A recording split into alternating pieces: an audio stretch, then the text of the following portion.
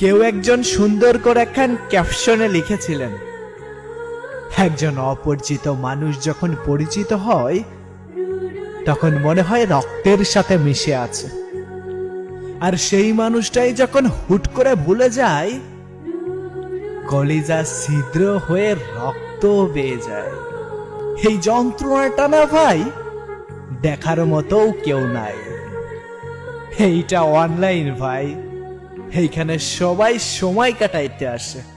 যদি তুমি মনে করো অনলাইনে তোমার সাথে কেউ কিছুদিন কথা বলল, তুমি মনে করো সবকিছু পেয়ে গেছো, ইউ আর ফাকিং রং। এখানে মিথ্যার জাল সময় কাটানোর ওয়ান সত্য কথাও নাই। নিজেকে ভালো রাখার দায়িত্ব তোমাকেই নিতে হয়। ওই মন খারাপের চোখের কোণে পানি আসলেও বোঝার মতো কেউ নাই।